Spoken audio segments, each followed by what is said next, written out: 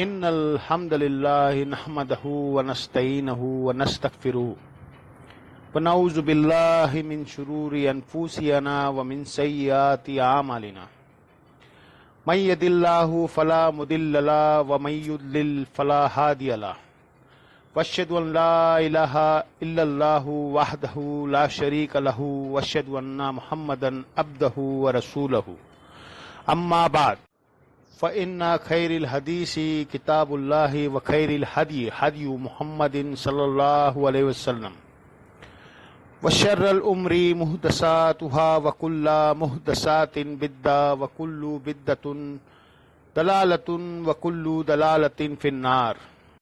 أعوذ بالله السميع العليم من الشيطان الرجيم من همزه ونفخه ونفثه. بسم الله الرحمن الرحيم. رب اشرح لي صدري ويسر لي امري واحلل عقدة من لساني يفقهوا قولي. بسم الله الرحمن الرحيم. ان الله وملائكته يصلون على النبي يا ايها الذين آمنوا صلوا عليه وسلموا تسلیما. اللهم صل على محمد وعلى آل محمد كما صليت على إبراهيم وعلى آل إبراهيم إنك حميد مجيد. اللهم بارك على محمد وعلى آل محمد كما باركت على إبراهيم وعلى آل إبراهيم إنك حميد مجيد. اللهم ربنا آتنا في الدنيا حسنة وفي الآخرة حسنة وقنا عذاب النار. ربنا آتنا من لدنك رحمته وهيئ لنا من أمره رشدا. لا الہ الا انت سبحانک انی کنت من الظالمین. حسبنا اللہ نعم الوکیل یا حی یا قیوم برحمتک استغیث ولا حول ولا قوة الا باللہ العلی العظیم. آمین. الحمدللہ آج 6 اگست 2023 کو سنڈے کے دن قرآن کلاس نمبر 55 میں ہم انشاءاللہ تعالی سورہ آل عمران کی آیت نمبر 142 سے آنورڈ سٹارٹ کریں گے. پچھلی کلاس میں بھی میں نے عرض کیا تھا کہ یہ مسلسل 60 آیت ہے سورۃ آل عمران کی، 121 سے لے کر 180 تک. یہ غزوہ احد کی لائیو کمنٹری ہے. اعوذ باللہ من الشیطان الرجیم. بسم اللہ الرحمن الرحیم. ام حسبتم ان تدخلوا الجنہ، کیا تم یہ گمان کرتے ہو کہ تمہیں جنت میں ایسے ہی داخل کر دیا جائے گا؟ ولما یعلم اللہ الذین جاہدوا منکم ویعلم الصابرین. حالانکہ ابھی تو اللہ نے جانچا ہی نہیں کہ تم میں سے کون ہے جو اللہ کی راہ میں جہاد کرے، کوشش کرے اپنی جان اور مال کے ذریعے سے، اور کون ہے جو کہ صبر کرنے والا ہے، اللہ کی آزمائش پہ پورا اترنے والا ہے. یہ بڑی سخت آیت ہے اس حوالے سے کہ صحابہ اکرام کو جو کہ احد میں تکلیف پہنچی تھی تو اللہ تعالیٰ نے فرمایا کہ اللہ تعالیٰ نے تو آزمائش کے بغیر تو چھوڑنا نہیں ہے کسی کو بھی، اور جب تک اللہ تعالیٰ جانچے گا نہیں. ویسے یہاں پہ لفظ ہے یا لمیل لا، اللہ نے ابھی جانا نہیں ہے، لیکن عربی لینگویج میں یہ جانچنے کے معنوں میں بھی اس اعتبار سے آتا ہے کہ یعنی فزیکلی جانچنے کے بعد اس کا علم لوگوں پر بھی آشکار ہو جائے کہ یہ کتنے ہیں جو نعرہ مارنے والے تھے لیکن نکلے کتنے بیچ میں سے.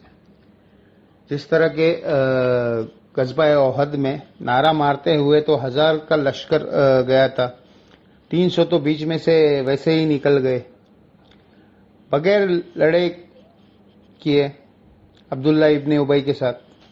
اور عبداللہ ابن مسعود فرماتے ہیں اللہ کی قسم غزوہ احد سے پہلے اگر مجھے کوئی کہتا کہ اللہ کے نبی کے ساتھیوں میں کوئی منافق بھی ہے تو میں کبھی یقین نہ کرتا.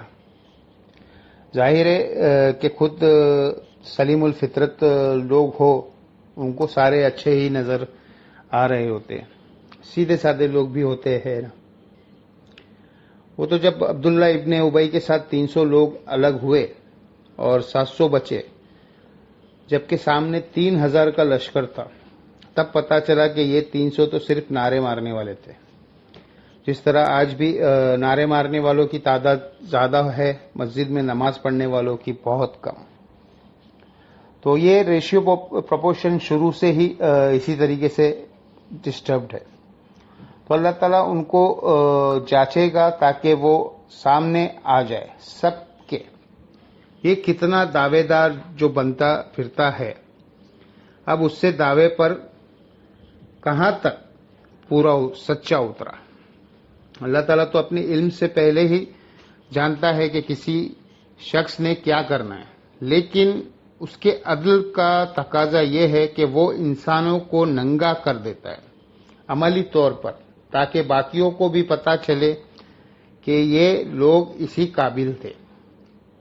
دیکھ لو کہ انہوں نے کیا کیا.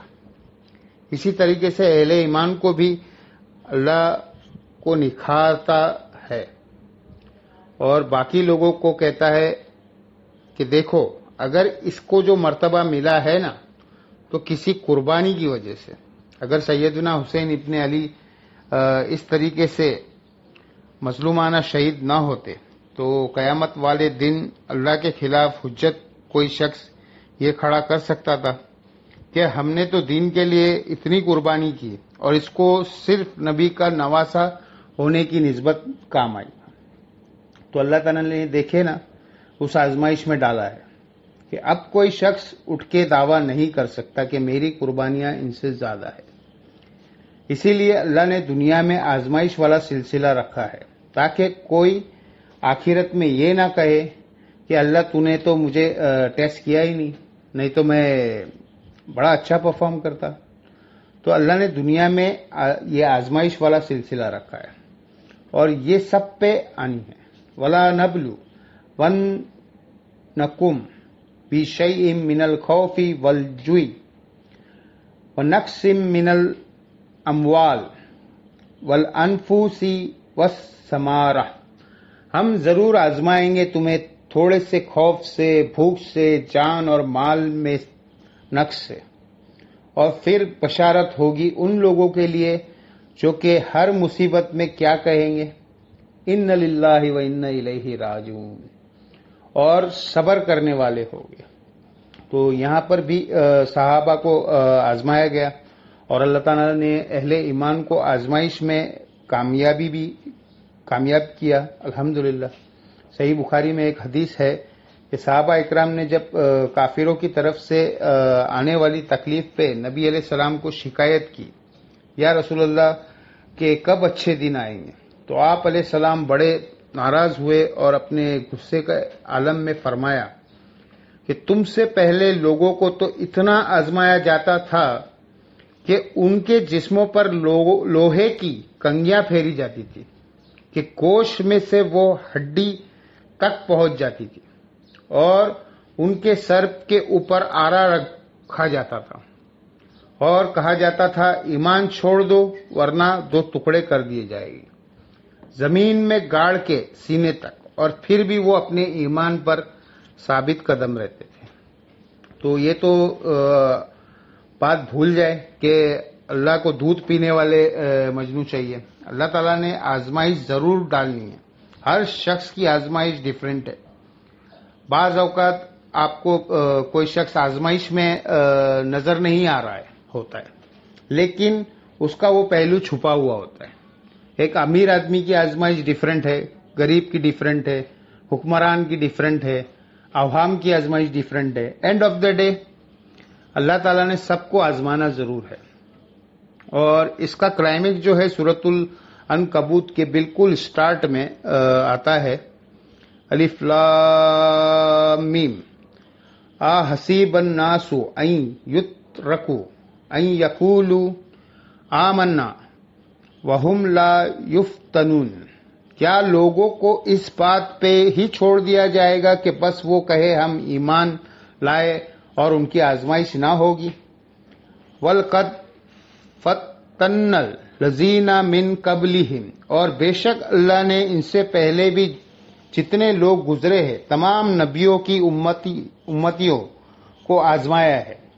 فلا یعلمن اللہ الذین صدقوا ولا یعلمن الکاذبین، تو اللہ تعالیٰ ضرور یہ جانچ کر رہے گا کہ کون اپنے دعوے میں سچے ہے اور کون جھوٹے۔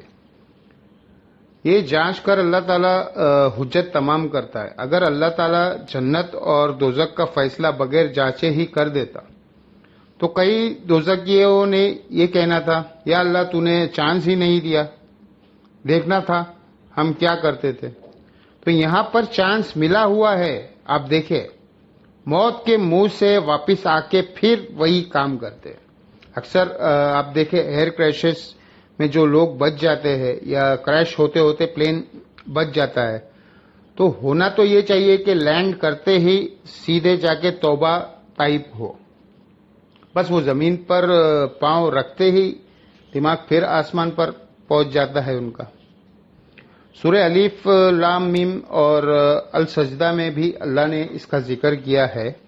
ہم دنیا کی زندگی میں تمہیں تکلیف دیں گے تاکہ تم اللہ کے طرف پلٹ آؤ۔ جب سب کچھ ہیپی چل رہا ہو نا تو پھر انسان اللہ کی طرف متوجہ نہیں ہوتا۔ جب بریک لگتی ہے تو پتہ چلتا ہے او یہ تو کسی اور کے قبضے قدرت میں تھی، میری تقدیر کی ڈور۔ وَلْقَدْ كُنْتُمْ تَمَنَّوْنَ الْمَوْتَ مِنْ قَبْلِ أَنْ تَلْقَوْا، اور یہ غزوہ احد سے پہلے تو تم تمنا کرتے تھے کہ ہم تو موت سے ملاقات کے لیے بےتاب ہے، اور اللہ فرما رہا ہے کہ موت آنے سے پہلے ہی تم اس چیز کے بڑے خواہش مند تھے کہ موت کیوں نہیں آتی۔ اس زندگی اللہ کی امانت ہے، ہم فوراً اللہ کے حوالے کریں۔ موت سے پہلے موت مانگ رہے تھے تم۔ فقط رأیتم انتم تنظرون، تو اب تم نے بہت دیکھ لی اپنے آنکھوں سے اپنے سامنے کہ یہ اتنا آسان نہیں ہے جان دینا۔ دیکھ لینا نبی علیہ السلام کے ساتھ صرف 12 لوگ رہ گئے غزوہ احد میں، 700 میں سے ایسی بھگدڑ مچی کہ باقی لوگ چھوڑ کے چلے گئے۔ آج والے کہتے ہیں ہم گردن کٹا دیں گے۔ یہ پتہ چل جاتا ہے اس زمانے میں۔ میرا ایک کلپ بھی ہے یوٹیوب پر، تیرے ہوتے جنم لیا ہوتا۔ اب اگلی جو آیت ہے 144، یہ بڑی اہم آیت ہے سورہ آل عمران کی۔ اس میں اس واقعے کی طرف اشارہ ہے جو اللہ کے محبوب صلی اللہ تعالی علیہ وسلم کی شہادت کی خبر جو تھی وہ مشہور ہو گئی تھی۔ المستدرک الحکیم میں ڈیٹیل کے ساتھ پوری حدیث ہے کہ نبی علیہ السلام کو زخم اتنا لگا کہ آپ کو اتنا خون بہہ گیا، آپ بے ہوش ہو گئے۔ اسی وجہ سے یہ چیز مشہور ہو گئی کہ آپ شہید ہو گئے۔ تو کئی صحابہ نے تلواریں پھینک دی انکلوڈنگ سیدنا عمر۔ اب ہم نے کیوں لڑنا ہے؟ تو اللہ تعالیٰ نے اس کے اوپر گرفت فرمائی کہ نبی علیہ السلام کا اسٹیٹس ایک انسان والا ہے۔ ان سے پہلے بھی جتنے پیغمبر گزرے وہ بھی انسان تھے، اور انسان کو ظاہر ہے موت آئے گی۔ تو اس کا یہ مطلب نہیں ہے کہ تم دین سے الٹے قدم پھر جانا ہے۔ یہ دین جو تم نے قبول کیا ہے، یہ اللہ کے نبی علیہ السلام کے اوپر یا اللہ کے اوپر کوئی احسان نہیں کیا ہے، یہ تمہارا اپنے پر احسان ہے۔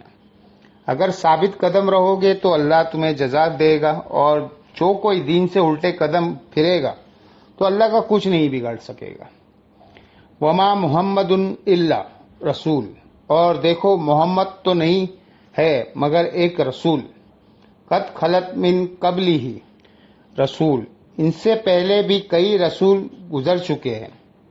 افا ام ماتا، اگر یہ ہمارے یہاں کہاں جاتا ہے شہید ہو گئے، جائے شہید۔ اور عربی میں مر جائیں. افا ام ماتا او قتیلا یا قتل کر دیا جائے. قتیلن کتبتم اعلی آقا بکم تو کیا تم اپنے دین سے الٹے قدم پھر جاؤ گے. ومن ینقلب اعلی آقابی تو جو کوئی بھی اپنے دین سے الٹے قدم پھرے گا فلن یضر اللہ شیئا تو وہ اللہ کا کچھ نہیں بگاڑ سکے گا، یعنی وہ اپنا ہی نقصان کر لے گا. وَسْيَجْزِي اللَّهُ الشَّاكِرِينَ اور ان قریب اللہ تعالی جزا دے گا شکر گزاری کی روش اختیار کرنے والوں کو. شکر گزاری کیا ہے؟ ٹوٹل اوبیڈینس اللہ کی. بخاری اور مسلم دونوں میں حدیث ہے. حضرت سہل ابن اسحادی کہتے ہیں کہ اللہ کی قسم میں جانتا ہوں کہ غزوہ احد کے موقع پر جب اللہ کے نبی صلی اللہ تعالی علیہ وسلم کو زخم لگا اور آپ کے دانت شہید ہو گئے تو کون شخص تھا آپ کے زخم دھوتا تھا؟ سیدنا علی رضی اللہ تعالی عنہ ایک ڈھال کو الٹا کر کے اس میں پانی لے کر آئے اور سیدہ فاطمہ نے نبی علیہ السلام کا وہ زخم دھویا اور جب خون نہیں رکتا تھا تو پھر سیدنا فاطمہ نے ایک کاٹن کا کپڑا چلا کر اس کی راکھ وہاں پر رکھی. یہ آج بھی بڑا یوزفل طریقہ ہے اور اس سے خون نکلنا بند ہو گیا. چونکہ آپ کا خون اتنا نکل چکا تھا تو ظاہر بلڈ پریشر لاس ہو جائے تو انسان بے ہوشی کے عالم میں چلا جاتا ہے اور اسی وجہ سے یہ چیز مشہور ہو گئی تھی کہ نبی علیہ السلام وفات پا گئے. اور ایک حدیث ہے جو صحیح بخاری میں 4 دفعہ ڈیٹیل میں آئی ہے، وہ سیدنا ابو بکر کا خطبہ ہے نبی علیہ السلام کی وفات کے فوراً بعد. اس کے اوپر میری کئی ایک الگ سے بھی ویڈیوز ریکارڈڈ ہے کہ جب نبی علیہ السلام کی وفات ہوئی تو سیدنا ابو بکر جو حجر عائشہ میں داخل ہوئے کیونکہ وہ محرم بھی تھے اور انہوں نے دیکھا مسجد میں جمگٹا لگا ہے اور سیدنا عمر جو ہے وہ تلوار اٹھائے کھڑے ہیں کہ جو کوئی بھی کہے گا کہ محمد صلی اللہ تعالی علیہ وسلم دنیا سے جا چکے ہیں تو میں اسے قتل کر دوں گا. سیدنا ابو بکر حجر عائشہ میں داخل ہوئے، اللہ کے نبی صلی اللہ تعالی علیہ وسلم کے مبارک چہرے سے کفن ہٹایا اور آپ کے پیشانی پر بوسہ دیا اور کہا اے اللہ کے رسول، اللہ تعالیٰ آپ پہ 2 موتیں کبھی جمع نہیں کرے گا. ایک موت آپ کا مقدر تھی، وہ تو آپ نے کو آنی تھی، یعنی ہر انسان کے لیے ایک ہی موت ہے. اب آپ آخرت میں چلے گئے تو موت کا مزہ ایک دفعہ تو سب نے چکھنا ہے، تو وہ آپ نے چکھ لیا. یہ 2 موتیں جمع نہیں کریں گے اس کا مطلب یہ تھا کہ سیدنا عمر کو جو یہ غلطی لگ گئی تھی کہ شاید نبی علیہ السلام ڈورمنٹ پوزیشن میں چلے گئے ہیں اور آپ دوبارہ دنیا میں واپس آ جائیں گے، جس طرح کہ سیدنا موسیٰ علیہ السلام کوہ طور سے واپس آ گئے تھے. تو اس کی اپنی نفی کی کہ نہیں، اس طرح نہیں ہو سکتا. ایک ہی دفعہ موت آنی ہوتی ہے. حضور کو موت آئی، اب آپ دنیا میں واپس نہیں آئیں گے. سورۃ الواقعہ میں سورہ یاسین میں واضح موجود ہے یہ بات. اور اس کے بعد صحیح بخاری کے الفاظ ہے، مسجد نبوی میں آئے اور دیکھا کہ سیدنا عمر کے گرد لوگ جمع ہے. وہ سیدھے ممبر پر چڑھے اور کہا عمر کو اس کے حال پر چھوڑ دو. حضرت عمر کو لوگ سمجھانے کی کوشش کر رہے تھے تو انہوں نے کہا ان کو چھوڑ دے، آپ میرے طرف متوجہ کریں.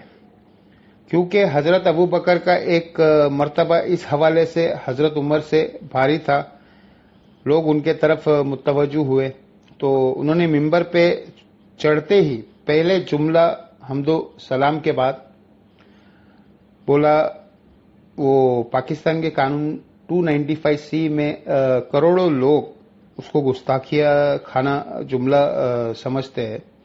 اگر ان کو پتہ نہ ہو کہ یہ سیدنا ابو بکر کا خطبہ ہے۔ ہم نے سوشل ایکسپیریمنٹ بھی کیا ہے۔ اگر کوئی شخص یہ کہے جو شخص محمد کی عبادت کرتا تھا وہ جان لے کہ محمد مر چکے، اور جو اللہ کی عبادت کرتا ہے وہ جان لے کہ اللہ زندہ ہے، اسے کبھی موت نہیں آئے گی۔ تو آگے سے جواب سننے ملا، یہ کون گستاخ ہے جس نے یہ بات کی ہے؟ حضور کی عبادت تو کوئی نہیں کرتا، کون افواہ پھیلا رہا ہے؟ تو ہم نے بتایا یہ بخاری شریف میں کم سے کم 4 دفعہ موجود ہے صحیح بخاری میں کہ حضرت ابو بکر کے الفاظ ہے، جو کوئی بھی تم میں سے محمد کی عبادت کرتا تھا تو جان لے کہ محمد مر چکے ہیں، اور جو کوئی اللہ کی عبادت کرتا ہے یا کرے گا تو بے شک اللہ تعالیٰ زندہ ہے، اسے کبھی موت نہیں آئے گی۔ تو یہ خطبہ آپ نے پڑھا، اور پھر اس کی دلیل میں سیدنا ابو بکر نے قرآن کی یہ آیت تلاوت کی، سورہ آل عمران کی آیت نمبر 144۔ پھر آپ نے اگلی ایک اور آیت تلاوت کی، سورہ الزمر کی آیت نمبر 30، انکا میتم وانہم میتون، اے نبی بے شک تمہیں بھی مرنا ہے اور تمہارے مخالفین کو بھی مرنا ہے۔ وہ آیت بھی آپ نے تلاوت کی۔ تو آپ اندازہ کریں، یعنی صحابہ اکرام جو ہے وہ اپنی بات کی دلیل میں قرآن سے آیت پیش کرتے تھے، لیکن یہاں پہ ایک بڑی حیران کن جس کو میں نے ہی پوائنٹ آؤٹ کیا ہے جو بات ہے، حالانکہ یہ بہت ضروری تھا کہ اس چیز کو ہائی لائٹ کیا جاتا کہ حضرت ابو بکر نے ایک فرضی جملہ کیوں بولا؟ کوئی ضرورت نہیں تھی، اور جملہ بھی لوگوں کے سامنے بولا جن میں سے کوئی بھی رسول اللہ کی عبادت تو نہیں کرتا تھا۔ یہ لوگ ہوتے ہیں تو یہ ان کو کھڑے ہو کے کہتے تھے، ابے تو کیا یہاں تقریر کر رہا ہے؟ درود شریف پڑھ، حضور کی میت ہو گئی ہے، یہ کیا بک رہا ہے؟ جو لوگ محمد کی عبادت کرتے، کون کرتا ہے؟ کوئی بھی نہیں کرتا ہے۔ سیدنا ابو بکر نے بیسیکلی امت کو یہ میسج دیا کہ نبی علیہ السلام کی تعلیم یہ ہے کہ آپ کو بت نہیں بنانا، اور اس پہ میں بولا کرتا ہوں کہ یہ نبی علیہ السلام کی کامیابی ہے کہ آپ نے ایسی ٹیم اپنے بعد چھوڑی ہے جو ان کی میت پہ ان کی فضائل بیان نہیں کر رہی، توحید بیان کر رہی ہے، کیونکہ ان کو پتا تھا کہ رسول اللہ سے بھی آلموسٹ 500-600 سال پہلے ایک شخصیت ایسی گزری تھی جس کے نام پہ دنیا کا سب میں بڑا شرک ہو رہا ہے، عیسیٰ ابن مریم۔ نبی علیہ السلام نے ایک دوسرا عیسیٰ ابن مریم بن جانا تھا اگر صحابہ اکرام شروع میں اس معاملے کو کیل نہ کرتے، اور یہ ان کی ذاتی اختراع نہیں تھی، یہ نبی علیہ السلام کی مبارک تربیت کا اثر تھا، کیونکہ صحیح بخاری میں موجود ہے، دیکھنا میری شان کو اس طرح بلند نہ کرنا جس طرح عیسیٰ ابن مریم کے ماننے والوں نے ان کو ان کی شان میں بڑھا دیا، ڈیوینٹی ان کے بارے میں کلیم کر دی۔ میں اللہ کا بندہ اور اس کا رسول ہوں، مجھے اللہ کا بندہ اور اس کا رسول ہی کہنا۔ تو دیکھ لیں سیدنا ابو بکر نے عقیدہ توحید اس وقت امت میں راسخ کیا۔ یہاں تو کوئی بزرگ پیر تو اس کے شان میں تو نغمے بنا لیے جاتے ہیں راتوں رات، اور نبی علیہ السلام سے زیادہ تو کوئی تعریف کے لائق نہیں ہے نا مخلوقات میں، لیکن آپ کی میت کے اوپر کوئی درود شریف کی بیجیں نہیں پڑھی جا رہی ہے، کوئی تسبیح نہیں پڑھی جا رہی ہے، کچھ نہیں، بس توحید کا خطبہ بیان ہو رہا ہے کہ اللہ کے نبی فوت ہو چکے ہیں۔ سیدنا عمر کے الفاظ ہے صحیح بخاری میں، جب میں نے ابو بکر کا یہ خطبہ سنا تو میری ٹانگیں میرے جسم کا بوجھ نہیں اٹھا سکی، اچھا، آپ لوگ قرآن میں اور حدیث سنتے ہیں تو غصہ آ جاتا ہے. صحابہ قرآن اور حدیث اپنے عقیدے کے خلاف سنتے تھے نا، تو ان کی ٹانگیں ان کا جسم کا بوجھ نہیں اٹھا پاتی تھی. وہ اتنے پیشیمان ہو جاتے تھے کہ میں غلط کانسیپٹ کے اوپر ہوں، میں فوراً رجوع کروں. اور حضرت عمر کے خطبے کے بعد حضرت عمر کہتے ہیں مجھے یقین آ گیا کہ حضور فوت ہو گئے. اور پھر بخاری کے الفاظ ہے، صحابہ کہتے ہیں کہ کئی دن تک ہماری یہ حالت تھی، جب ہم ایک دوسرے کو ملتے تھے نا تو ہم یہ آیت سناتے تھے، وما محمد الا رسول قد خلت من قبلها رسول. یہ سورہ آل عمران کی آیت نمبر 144 ہے، تاکہ ہمیں یہ یقین آ جائے کہ نبی علیہ السلام دنیا سے جا چکے ہیں.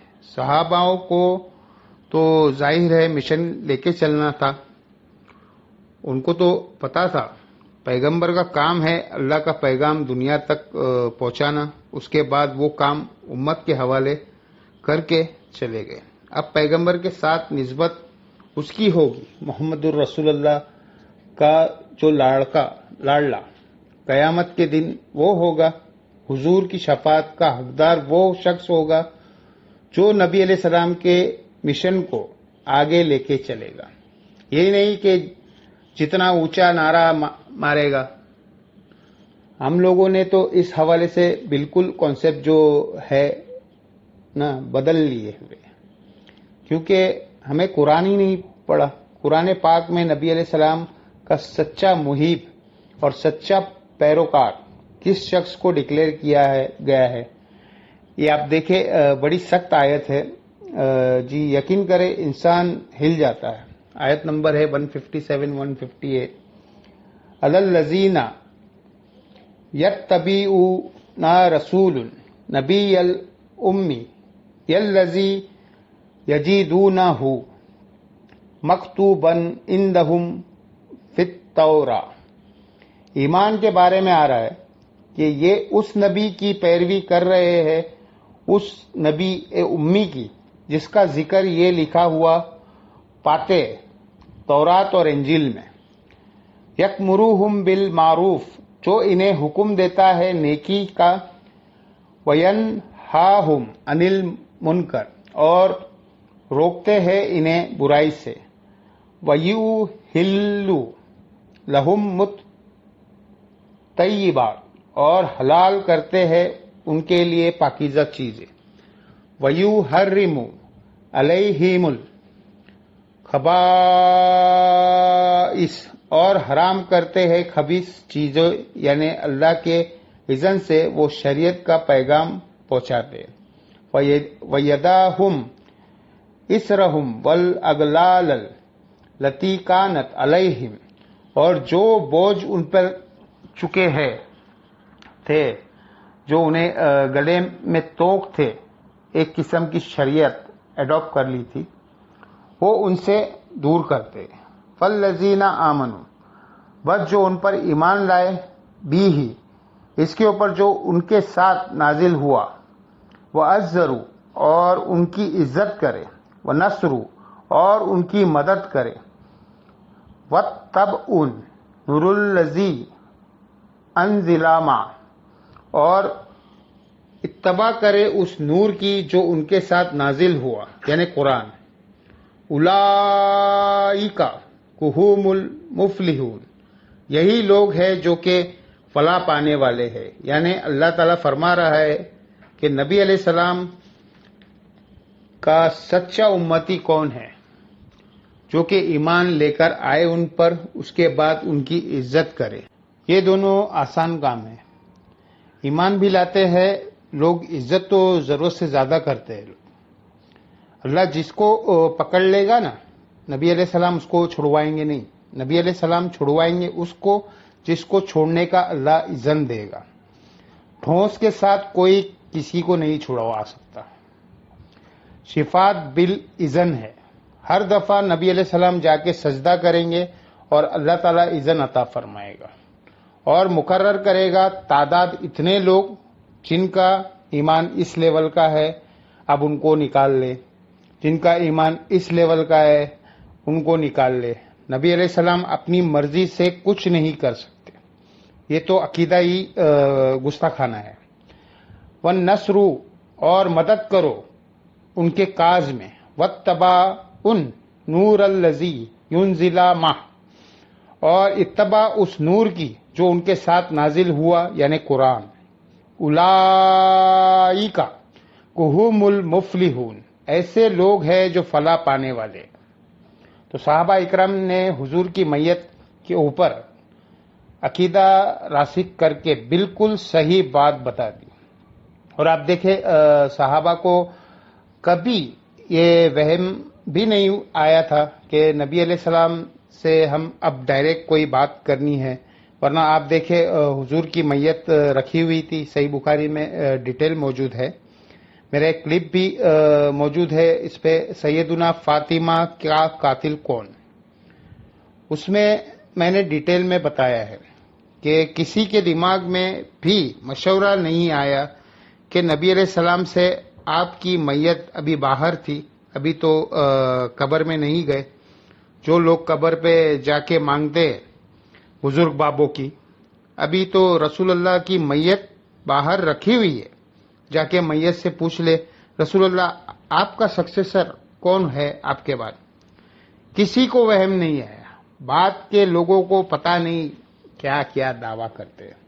اب اگلی آیت میں اللہ تعالیٰ فرما رہا ہے وَمَا كَانَ لِنَفْسٍ أَن تَمُوتَ إِلَّا بِإِذْنِ اللَّهِ کوئی جان بھی بغیر اللہ کے اذن کے مر نہیں سکتی۔ کتابًا مؤجلا یہ موت کا وقت مقرر ہے، یعنی کوئی شخص وقت سے پہلے نہیں مر سکتا۔ یہ ہو ہی نہیں سکتا کہ کوئی شخص کہے کہ میں جو ہے فلانا جگہ نہ جاؤں تو میں بچ جاؤں گا، یا فلانا جگہ چلا گیا تو میں مر جاؤں گا۔ وقت سے پہلے کوئی نہیں مر سکتا۔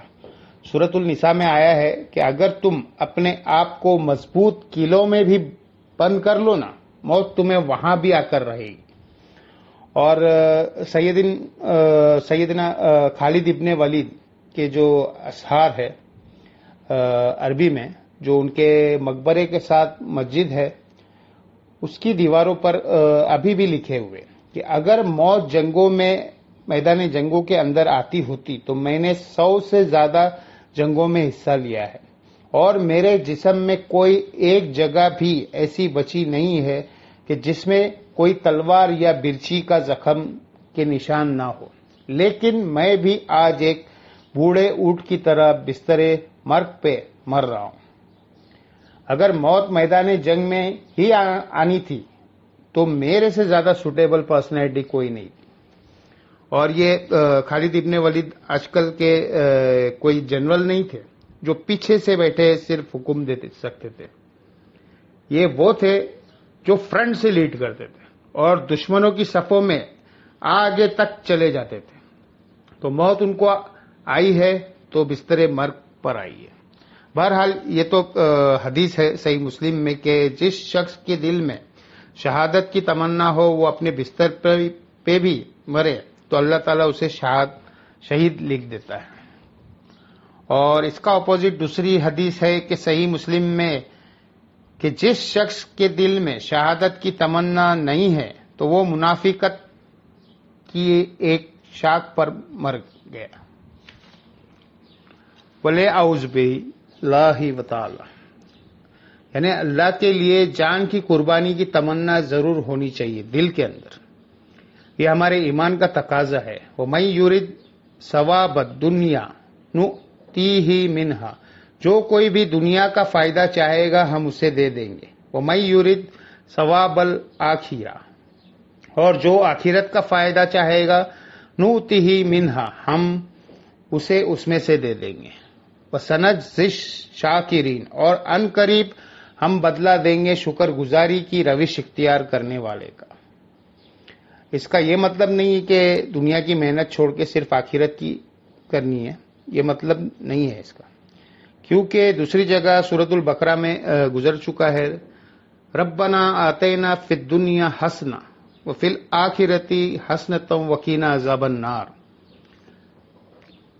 اہل ایمان کی روش ہے کہ وہ ہم سے دعا کرتے ہیں، اے اللہ ہمیں اس دنیا میں بھی بھلائیاں عطا فرما اور آخرت میں بھی بھلائیاں عطا فرما، اور آخرت کی سب سے بڑی بھلائی عطا فرما دے، ہمیں جہنم کی آگ سے بچا دے. اللہم اجرنا من النار. آمین. اللہم انی اعوذ بک من عذاب جہنم. آمین. تو اہل ایمان وہ ہے جو دنیا کے ساتھ ساتھ آخرت کی بھی فکر کرتے ہیں، اور جو دنیا دار ہے وہ کہتے ہیں آخرت دیکھی جائے گی، دنیا میں جو کچھ کرنا ہے نا وہ کما لو. وَكَأَيٍّ مِّن نَبِيٍّ قَاتَلَ مَعَهُ رِبِّيُّونَ کثیر.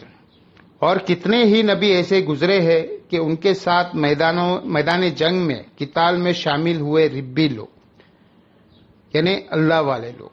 یہ وہی ہے جو سورہ آل عمران میں پہلے گزر چکی ہے. کنو ربانیین، جو انبیاء تھے جب وہ دعوت دیتے تھے وہ یہ نہیں کہتے تھے ہمارے بندے بن جاؤ. اللہ تعالیٰ فرماتا ہے وہ ہمیشہ کہتے تھے رب والے بن جاؤ. تو جو اللہ کے نیک بندے ہیں انہوں نے نبیوں کے ساتھ مل کر قتال کیا. فما وہانوا لیما اصابہم فی سبیل اللہ، تو انہوں نے ہمت نہیں ہاری ان تکلیفوں کے سبب جو انہوں نے اللہ کی راہ میں اٹھانی پڑی.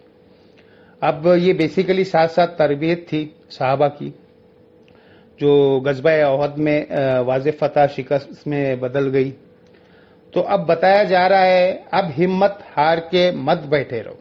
ایک جنگ میں اگر نقصان ہو گیا ہے، تم سے پہلے بھی انبیاء کے ساتھ جن لوگوں کے قتال کیا ہے انہیں بھی تکلیفیں اٹھانی پڑی، اور الٹیمیٹلی اللہ تعالیٰ انہیں سرخرو کیا.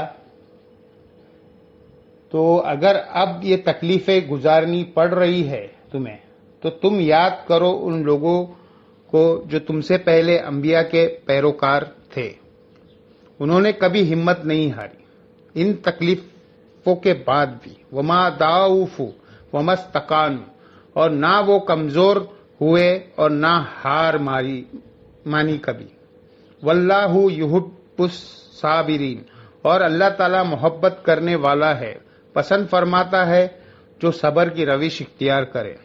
وما کان قولہم الا، ان کی تو بات نہیں ہوا کرتی تھی، ان کی تو دعا نہیں ہوا کرتی تھی سوائے اس کے الا ان قالوا ربنا اغفر لنا ذنوبنا واسرافنا فی امرنا.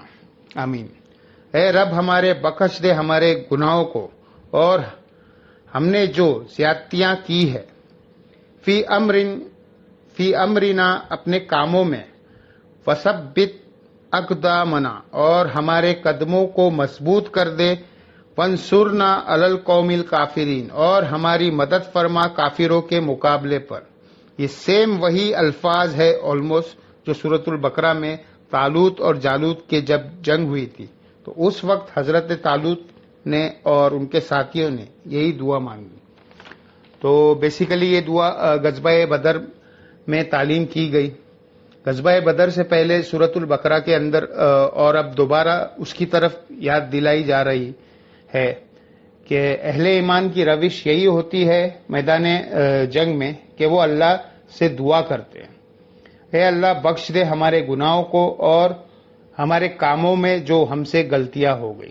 ظاہر ہے غلطی تو ہوئی تھی، 50 تیر اندازوں نے درہ چھوڑ دیا تھا، اور ہمارے قدموں کو مضبوط رکھ اور کافروں کے مقابلے پر ہماری مدد فرما. فآتاہم اللہ ثوابت دنیا، تو اللہ تعالیٰ نے انہیں دنیا کا ثواب یعنی دنیا کی کامیابی عطا فرمائی.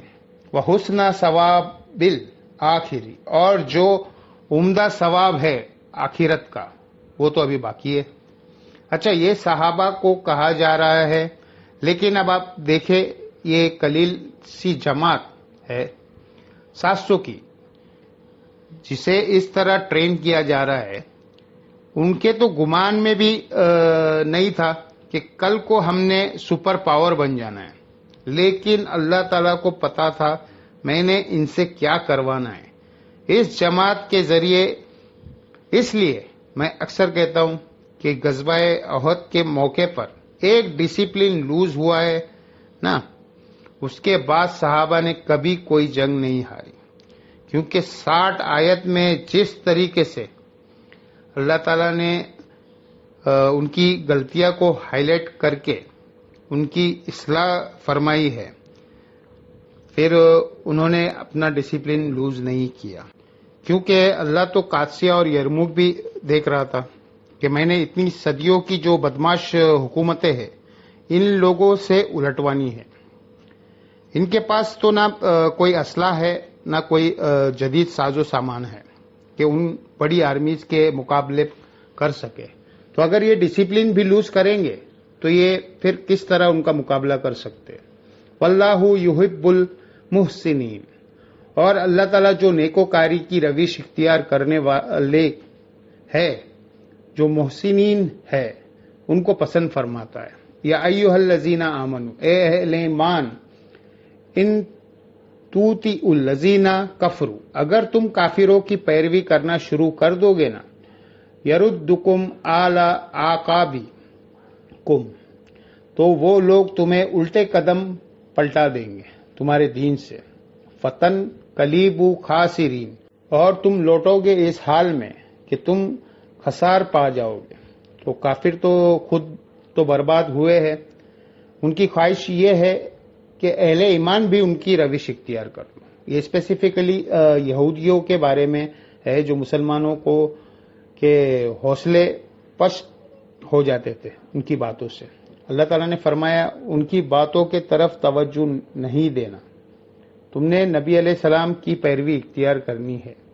بل اللہ مولاکم، بلکہ اللہ ہے تمہارا مولا، پشپنا، مددگار، وہو خیر النصیر، اور وہ سب سے بہتر مدد فرمانے والا ہے۔ یعنی ہماری روش یہی ہونی چاہیے کہ ہم اللہ کے طرف رجوع لائیں۔ آگے چل کے وہ دعا آ بھی جائے گی، جب اہل ایمان کو جب کافروں کی سازش کی خبر پہنچتی ہے تو وہ کہتے ہیں حسبنا اللہ و نعم الوکیل۔ اسی صورت میں وہ آیت بھی آئے گی، بلکہ صحیح بخاری میں موجود ہے، عبداللہ ابن عباس کہتے ہیں جب ابراہیم علیہ السلام کو آگ میں پھینکا جانے لگا تو انہوں نے پڑھا تھا حسبنا اللہ و نعم الوکیل، اور جب بھی تمہارے نبی پہ مشکل وقت آتا تھا تو وہ بھی پڑھا کرتے تھے حسبنا اللہ و نعم الوکیل۔ یہ بہترین وظیفہ ہے، ہم نے اللہ پر بھروسہ کیا ہے اور وہ بہتر کارگاز ہے، بہترین وظیفہ ہے۔ وظیفہ یعنی صرف تسبیح پر پڑھنے کے لیے نہیں، واقعی وہ پوری توجہ کے ساتھ، پورے درد کے ساتھ اس کو فالو کیا جائے۔ کیفی قلوب الذین کفروا رعب، ان قریب ہم کافروں کے دلوں میں تمہارا رعب ڈال دیں گے، بما اشرکوا باللہ، با سبب اس کے کہ انہوں نے اللہ کے ساتھ شرک کیا ہے۔ مشرک جو ہے نا وہ مسلم سے دب جائے گے۔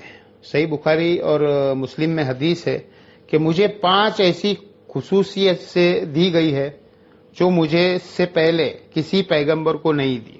نمبر 1، پوری زمین میرے لیے سجدہ گاہ ہے، بنا دی ہے اللہ نے۔ میری امت جہاں چاہے نماز پڑھے۔ دوسرا، مال غنیمت میرے لیے حلال کر دیا گیا، پہلے حلال نہیں تھا بلکہ وہ اوپن مجمع میں رکھتے تھے، آسمان سے ایک آگ آ کے اس کو جلا دیتی تھی۔ نمبر 3، اللہ تعالیٰ نے 1 مہینے کی مسافت سے رعب کافروں کے اوپر ڈال دیا۔ حضور کی پریکٹیکل لائف میں آپ دیکھیں، غزوہ تبوک کے موقع پر جب نبی علیہ السلام 30,000 کا لشکر لے کے گئے ہیں اور کوئی ساز و سامان سے لیس نہیں تھا، اور مقابلے پر رومن امپائر 1.5 لاکھ کی فوج، خود कैसरे रोम लीड कर के अरब के बॉर्डर पर आया हुआ था। वो पहले आकर बैठा हुआ था, ललकार रहा था। जब हुजूर पहुंचे तो हुजूर के आने से पहले ही भाग गया, वरना यरमुक वहीं पर हो जाती थी। तो ये 1 महीने की मुसाफत से अल्लाह ताला ने रोब डाल दिया। नंबर 4, मुझे पूरी इंसानियत के लिए पैगंबर बनाया। नंबर 5, अल्लाह ने मुझे शफात की इज़्न दिया है। और सही मुस्लिम में एक 6ठी फजीलत भी है कि अल्लाह ताला ने मुझ पे खत्म नबूवत फरमा दी है। और मुस्लिम शरीफ में एक और हदीस में आया है कि अल्लाह ने मुझे जवामे कलिमात के साथ माबूस किया है। मैं बात मुख्तसर करता हूं और उसकी गहराइयां बहुत ज्यादा होती है। ऐसा नहीं है कि बात समझ ही ना आए किसी को, वो इतनी ज्यादा बात होती थी कि उसका मफहूम हर बंदा समझ जाता था। और आप जितनी मर्जी जगह फिट करें वो चीज फिट होती। जैसे कि बुखारी के पहली हदीस है, इन नमल आमालू मिन नियात, आमाल का दारोमदार नियतों पर है। हर शख्स के लिए वो है जिसकी उसने नियत की। अगर किसी ने औरत के साथ निकाह के लिए हिजरत की तो उसकी हिजरत उसके लिए लिखी जाएगी। अगर किसी ने हिजरत अल्लाह और उसके रसूल के लिए की तो उनके लिए लिखी जाएगी। ये हदीस पूरी जिंदगी को कवर करती है। अमाल का दारोमदार नियतों पर है। तो यहाँ पे जो उल्टी सीधी बातें और मुश्किल से उर्दू के अल्फाज और कई तो ऐसे भी होते हैं बोलने वाले जो वो बोलते हैं तो उनको भी मतलब पता नहीं होता। बाज़ औक़ात प्रोनाउंसिएशन भी गलत होती है। मा लम युनज़्ज़िल बिहा सुल्ताना, यानी वो शिर्क करते हैं जिसके बारे में अल्लाह ने कोई सनद नाजिल नहीं की। अल्लाह के साथ हस्तियों को ठहराते हैं। या मुशरिकीन अरब अल्लाह की बेटियां कहते थे फरिश्तों को। अल्लाह ने तो कोई सनद नाजिल नहीं की थी। हजरत ईसा अलैहिस्सलाम को बेटा कहते थे, अल्लाह ने तो कोई सनद नाजिल नहीं की थी। वमा व हुमुन नार, इन लोगों का ठिकाना है आग। वबी समन वज़ालिमीन, और क्या ही बुरा ठिकाना है जालिमों का। अच्छा, जालिम कोई अल्लाह पे जुल्म नहीं करता बल्कि खुद पर करता है। वलाक़द सदका कुमुल्लाह आदा, अल्लाह ने तो अपना वादा पूरा कर दिया था कि गज़वाए ओहद में तुमने फतह दूंगा। अब सहाबा के दिल में ये भी आ रहा था कि भाई नबी अलैहिस्सलाम ने तो हमें पहले ही बशारत दे रहे थे कि जंग जीत जाओगे, तो हम तो हार गए हैं। लेकिन वो एक लम्हे के लिए भूल गए कि जीत के हारे गए। वो क्यों? अपनी गलतियों की वजह से। तो अल्लाह फरमा रहा है, वलकद सदका कुमुल्लाहु वादा, और बेशक अल्लाह ताला ने तो देखो अपना वादा पूरा कर दिया था। इस तहुस्सुन्नहुम बी इज़्निही, जबकि वो अल्लाह के हुक्म से तुम काफिरों को काट रहे थे। हत्ता यहाँ तक के इज़ा फशीलतुम वतनाज़ातुम फिल उम्र, तुमने बुज़दिली दिखाई और नबी अलैहिस्सलाम के हुक्म में तनाज़ा खड़ा कर दिया। व आसईतुम मिन बादी मा अराकुम मा तुहिब्बुन, और इसके बाद कि तुम्हें जो चीज पसंद थी तुमने वो देख ली तो तुम नाफरमानी में मुब्तला हो गए।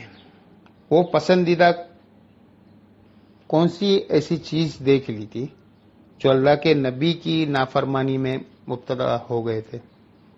आगे इसका जिक्र आएगा।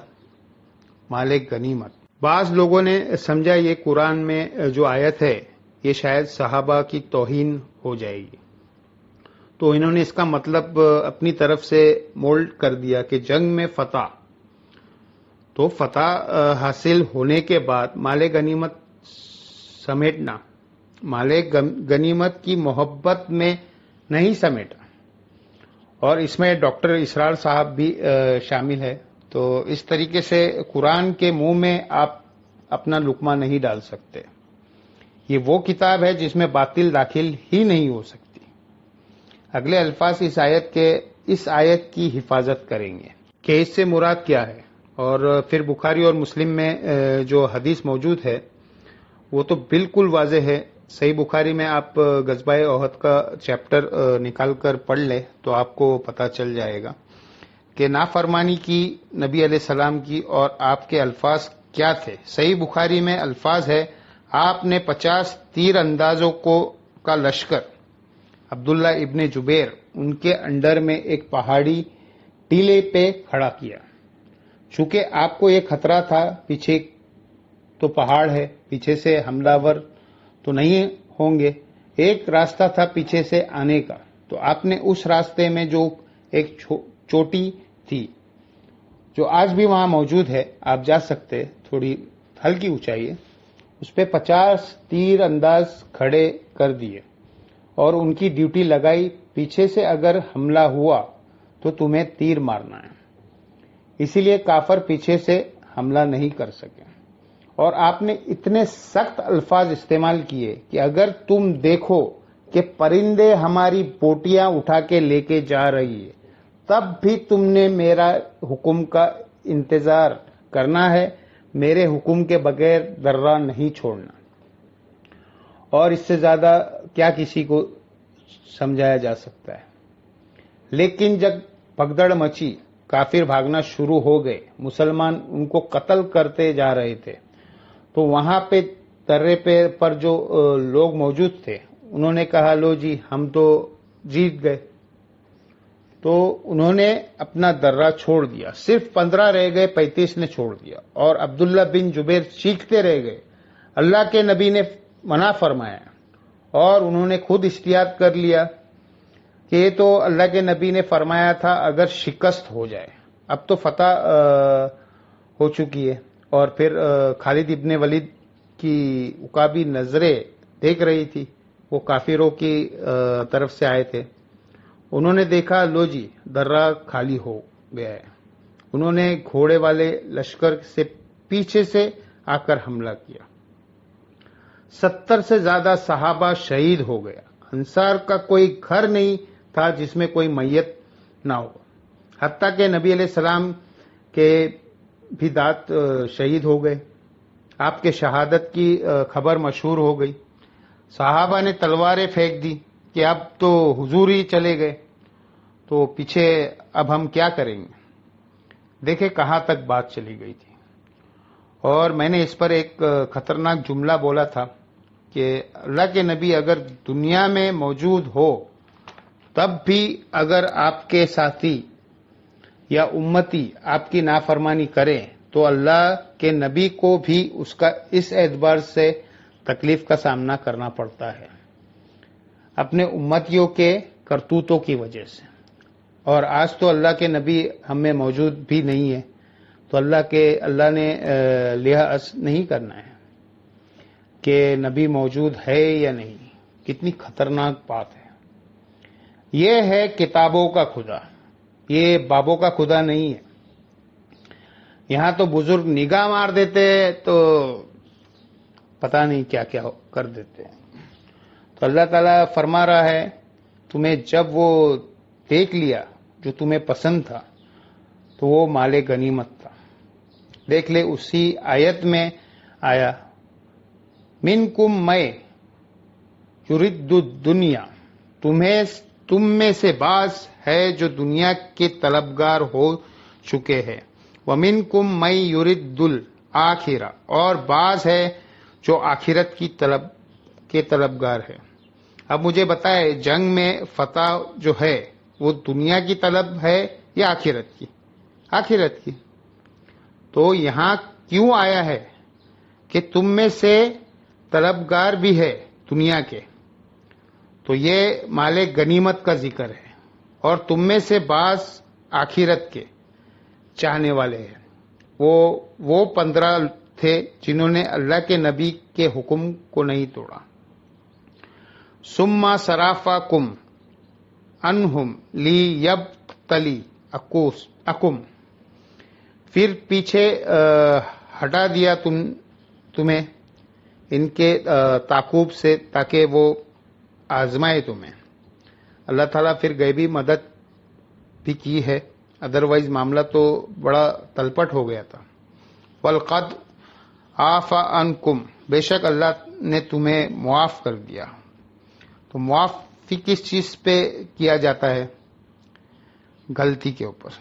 وَاللَّهُ ذُو فَضْلٍ عَلَى الْمُؤْمِنِينَ، اور اللہ تعالیٰ اہل ایمان پر فضل و کرم فرمانے والا ہے. یہیں پر ہم کنکلوڈ کرتے ہیں، اگلی آیت اگلی دفعہ ڈسکس کریں گے. بہرحال یہ آیت اس بات کا ثبوت ہے کہ اپنی غلطیوں کے باوجود اللہ تعالیٰ نے صحابہ اکرام علیہ رضوان کو معاف فرما دیا. لہذا آج کی ڈیٹ میں ہم اس واقعے کو تو ضرور ڈسکس کرتے ہیں، اس سے عبرت حاصل کرتے ہیں، لیکن اس کی بنیاد کے اوپر کسی صحابی کی توہین نہیں کر سکتے، کیونکہ جب اللہ نے معاف کر دیا ہے تو ہم تو کوئی نہیں ہوتے ہیں کہ ان کی توہین بیان کرے. تو یہ ایک ایکسٹریم ہے کہ کوئی ان کی بے عزتی کرنا شروع کر دے، اور دوسری ایکسٹریم وہ ہے جو کہے کہ جی اس طرح کی آیتیں پڑھنی ہی نہیں چاہیے، اس کا درس ہی نہیں ہونا چاہیے جس میں صحابہ کی گستاخی کا پہلو نکلتا ہو. تو ان کا عقیدہ تو کفر کی طرف جا رہا ہے، کیونکہ یہ تو اللہ نے چیزیں بیان کی ہے، اس سے بڑھ کر چیزیں بیان ہو رہی ہے. حضرت آدم علیہ السلام کی غلطی قرآن میں بار بار ڈسکس ہوئی ہے. تو بڑا جرم تو کسی نبی کی غلطیوں کو ڈسکس کرنا ہوگا نا. لیکن اس کے بعد آپ نے توہین نہیں کرنی، عبرت حاصل کرنی ہے. جو اللہ تعالیٰ نے سورۃ الاعراف میں فرمایا کہ قصہ آدم اور ابلیس اس لیے بیان کیا تاکہ اے اولاد آدم، جس طرح شیطان نے تمہارے ماں باپ کو گرگلایا تھا اور انہیں جنت سے نکلوا دیا، تمہیں نہ کہیں ورگلائے، اور بڑے سخت الفاظ ہے، تمہارے ماں باپ کے کپڑے اتروا دیے شیطان نے. جنتی لباس اتر گیا تھا، پھر وہ پتوں سے اپنی شرمگاہ چھپاتے تھے. تو جب آپ دین شخصیت کی عزتوں کو دین سمجھنا شروع کر دیتے ہیں نا، تو پھر دین کا حلیہ بگڑ جاتا ہے. دین کی اصل توحید ہے، معرفت الہی ہے، اور تمام بزرگ ہستیاں ان کا احترام ہے، لیکن اللہ تعالیٰ کی راہ بتانے والے، نہ کہ ان کی خود کی عبادت، ان کی رسپیکٹ ہو کہ قرآن پڑھ سکے نہ حدیث پڑھ سکے.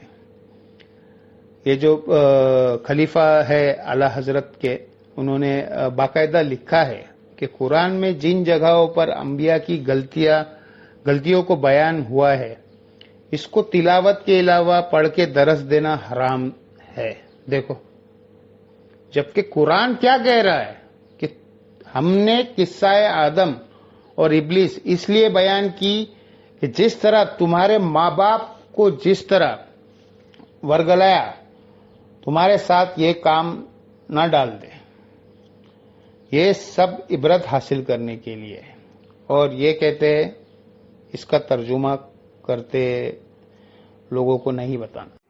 اللہ تعالیٰ سے دعا ہے جو حق بات میں نے کی اللہ تعالیٰ ہمارے دلوں میں راسخ فرمائے، اور جذبات میں میرے منہ سے کوئی غلط بات نکل گئی تو اللہ تعالیٰ ہمارے دلوں سے باہر کر دے، ہمیں معاف بھی کر دے.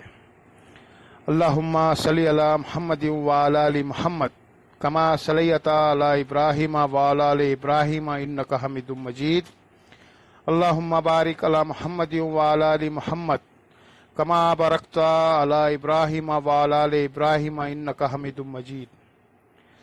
اللہ تعالیٰ سے دعا ہے جو حق بات میں نے کہی، ہمیں اس بات پہ خود عمل کر کے دوسرے بھائیوں تک پہنچانے کی توفیق عطا فرمائے. سبحانک اللہم و بحمدک، اشہد ان لا الہ الا انت، استغفروک و اتوب الیک، وما علینا الا البلاغ المبین. جزاکم اللہ خیر.